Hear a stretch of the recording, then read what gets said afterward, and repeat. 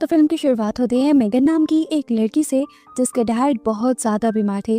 वो cancer patient थे और जल्द ही मरने वाले थे, जिसकी वजह से मेगन बहुत ज़्यादा दुखी भी रहती थी और वो चाहती थी कि किसी तरह से उसके डैड का इलाज हो सके। उनका ख्याल रखने के लिए उसने अपनी जॉब तक छोड़ दी थी। इस टाइम वो हर तरीका आजमा रही थी अपने डैड को ठीक करने का, जबकि दूसरी तरफ उसकी मॉम थी जो उसके डैड को ठीक करने के लिए ब्लैक मैजिक का यानी काले जादू का इस्तेमाल करने की कोशिश करती थी। कभी वो उनके बेड के नीचे इंसानी दांत रख देती थी तो कभी हड्डियां, और इन चीजों से मेगन को बहुत ज्यादा गुस्सा आता था। वो इनकी ये सारी चीजें उठाकर डस्टबिन में फेंक दिया करती थी। यहाँ तक कि मेगन की मॉम तो अपनी दोस्त के कहने पर अपने हस्बैंड को अजीबोगरीब पोशंस भी पिलाने लगी थी, और मेगन को अपनी मॉम पर गुस्सा आता था कि वो इतनी पढ़ी लिखी होने के बावजूद ये सब कैसे कर सकती हैं। मेगन और मेगन के डैड की नर्स को लगता था कि उसके डैड की हालत इसीलिए ठीक नहीं हो पा रही क्योंकि उसकी मॉम उसके डैड के साथ अजीबोगरीब एक्सपेरिमेंट करती है। हमें पता चलता है कि मेगन के अपने भी कुछ मसले चल रहे थे।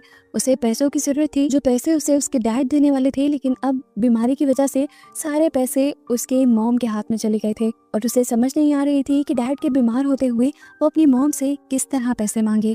बहुत हिम्मत करके मेगन अपनी मॉम से पैसे मांग भी लेती है, लेकिन मेगन की मॉम साफ इनकार कर देती है ये कहते हुए कि मेरे पास कोई पैसे नहीं हैं, जो पैसे हैं भी वो तुम्हारी डैड की मेडिसिन पे चले जाते हैं।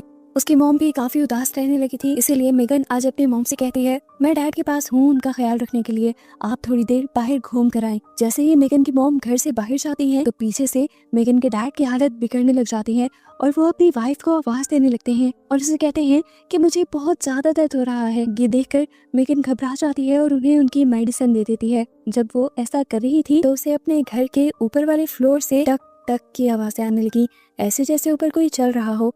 वो इसे अपना वहम समझती है और वॉशरूम में हाथ मुंह धोने के लिए जाती है, जहाँ उदासी में उसे अपने डैड के वीएन भी आते हैं, उस टाइम के जब वो छोटी हुआ करती थी और उसके डैड उसे अपने साथ खिलाया करते थे। मेगन जब वॉशरूम से बाहर निकलती है रोते हुए तो वो देखती है कि उसकी मॉम उसके डैड को दवाई दे रही थी, और ये देखकर वो घबरा गई क्योंकि अभी तो वो अपने डैड को दवाई देकर अंदर गई थी। वो अपनी मॉम पर गुस्सा होने लगती है कि आप कम से कम मुझसे पूछ तो लेती उन्हें मेडिसिन देने से पहले, अब उनको ओवरडोज दे दी गई है। मेगन अपनी मॉम से कहती है और कोई रास्ता नहीं है, हम ऐसा करते हैं कि दोनों ही आज डैड के साथ स्टे करते हैं। ये तीनों एक ही बेड पर सो जाते हैं और सुबह जब मेगन की आंख खुलती है तो वो देखती है कि उसके डैड अब इस दुनिया में नहीं रहे थे।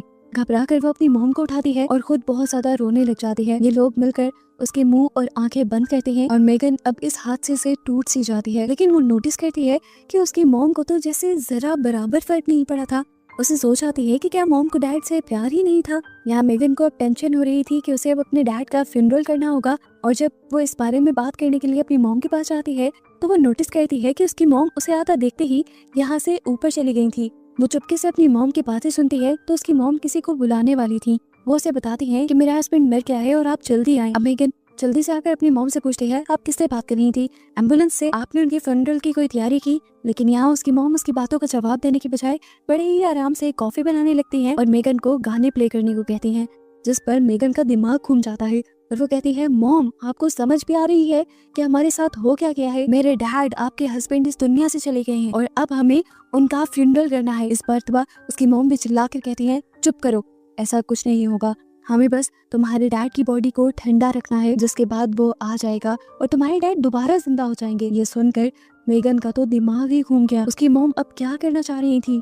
उसे अपनी मॉम पागल लग रही थी, लेकिन तब उसकी मॉम उसे कहती हैं कि मैं एक ऐसे आदमी को जानती हूँ जो मुर्दा आदमियों को दोबारा जिंदा कर देता है। मेगन उन्हें समझाने की कोशिश करती है कि ऐसा इम्पॉसिबल है।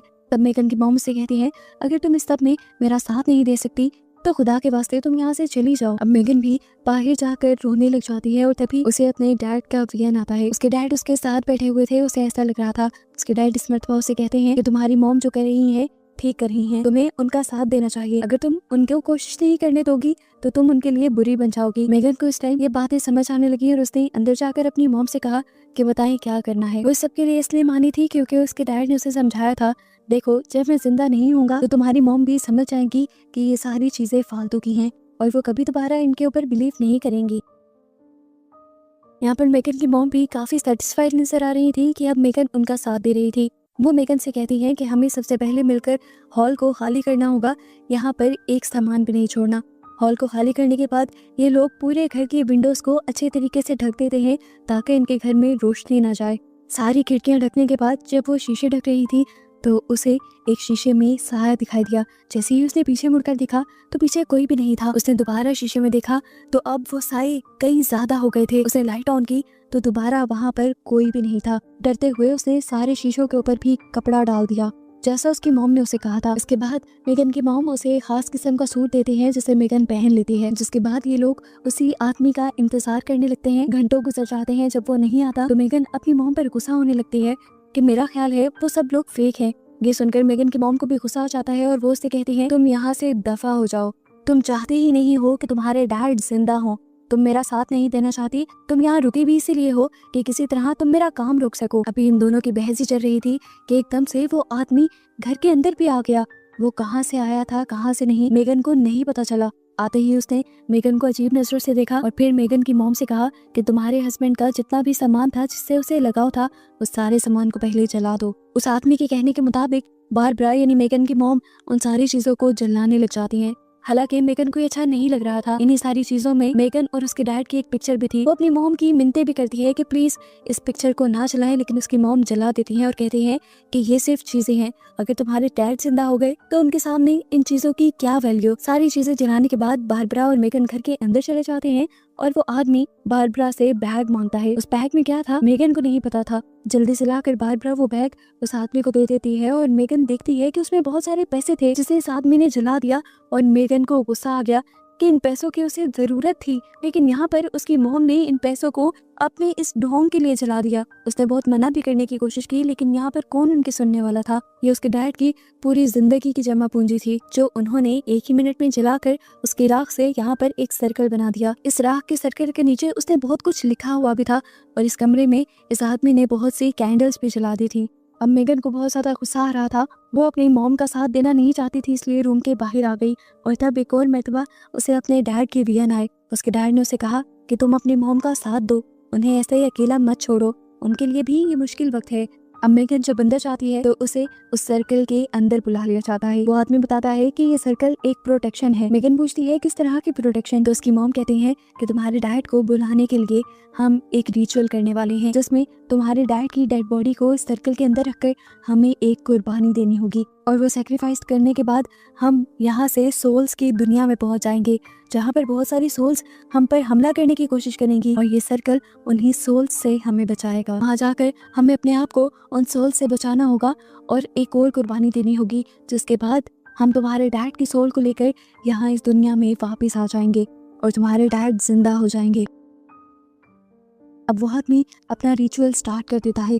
कुछ पढ़ते हुए वो मेगन की मॉम यानी बारबरा का हाथ पकड़ता है और बेदर्दी से उनकी एक उंगली कुर्बानी के तौर पे काट देता है। जिसके बाद वो मेगन की तरफ बढ़ता है। मेगन डर रही थी, लेकिन जबरदस्ती इस आदमी ने उसका भी हाथ पकड़कर उसकी एक उंगली काट दी। दर्द से मेगन पागल हो गई, यहाँ तक के बेहोश भी हो गई। जब उसे होश आया तो वो आदमी उसके आंसू चाकू से उठा रहा था। मेगन की मॉम उससे कहती है चलो तुम्हारे डैड को वापस लाने का वक्त हो गया है, मेरा साथ दो, मेरा हाथ पकड़ो। इनके हाथ पकड़ते ही ये लोग भी कुछ मंत्र बोलती हैं उस आदमी का ही बताया हुआ और फाइनली ये लोग सोल्स की दुनिया में पहुंच जाते हैं। इनकी जब आँख खुली तो ये पूरा हॉल बदल सा गया था। वो आदमी जो इनके साथ रिचुअल कर रहा था उसका मुंह अब ऐसे लगा था कि जैसे किसी ने चीर कर फाड़ा हो। यहाँ पर कोई अजीब सी पावर आकर फिर उस आदमी को यहाँ से खींच कर ले भी जाते हैं। मेगन उस आदमी को बचाना भी चाहती थी, लेकिन उसकी मॉम ने कहा कि इस सर्कल से बाहर नहीं निकलना वरना यहीं पे रह जाएंगे। मेगन को अपनी डैड की बॉडी का भी ख्याल करना था और जब इन्होंने देखा कि बॉडी तो सर्कल में है ही नहीं तो ये घबरा गए। इधर उधर देखा तो पता चला कि सोल्स ने उस बॉडी को बाहर निकाल लिया था और एक सोल ने उस बॉडी के ऊपर कब्जा भी कर लिया था। अब यहाँ की सोल्स बारबरा और मेगन दोनों के ऊपर भी हमला करके उन्हें भी खाना चाहती थी। ये चीज मेगन और बारबरा को नहीं पता थी। वो सिर्फ अपने डैड की बॉडी को वापस सर्कल में लाना चाहते थे, जिसके लिए इन्हें सबसे पहले उस सोल को भटकाना था जो उनकी डैड की बॉडी के पास था। बारबरा सोल को भटकाने के लिए अपनी एक उंगली काट देती है और खून निकालते हुए वो सोल से कह रही थी आओ तुम मेरे पास आ जाओ। ये सोल उसके हस्बैंड की बॉडी के अंदर थी। वो उस बॉडी को सर्कल के अंदर लाना चाहती थी, लेकिन सोल इन सर्कल के अंदर नहीं आ सकती थी। अपने हस्बैंड को इस सर्कल के अंदर लाने के चक्कर में गलती से बारबरा का पाँव उस सर्कल से बाहर निकल जाता है और फौरन ही यहाँ की सोल्स उसे खींचकर बाहर निकाल देती हैं और इस तरह उसकी भी जान खतरे में पड़ जाती है। ये देखते हुए मेगन को भी बुरी तरह डर लगने लगा था। वो रोने लगी थी वो अपने मॉम डैड को पुकारती है, मदद के लिए यहाँ किसी को पुकारती है, लेकिन यहाँ कोई नहीं आ रहा था। उसकी मॉम को इन सोल्स ने मार डाला था, जिनका खून अब उसके दायरे के इर्द गिर्द भी था। मेगन यहाँ लगातार रोती रहती है और उसे इर्द गिर्द बहुत सारे सोल्स की भयानक हंसी की आवाज़ें आती रहती हैं।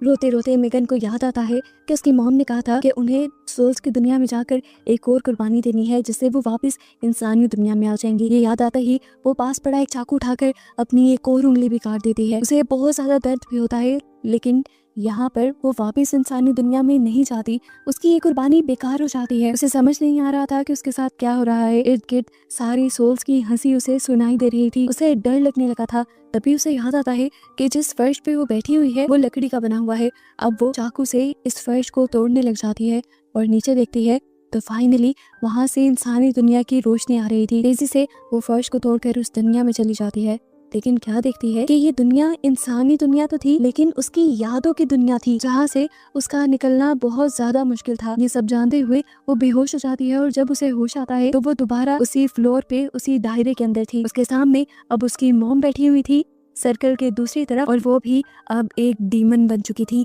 एक शैतान बन चुकी थी। ये देखते हुए मेगन टूट जाती है और अपनी मॉम से कहती है, आए आए मुझे खा लें।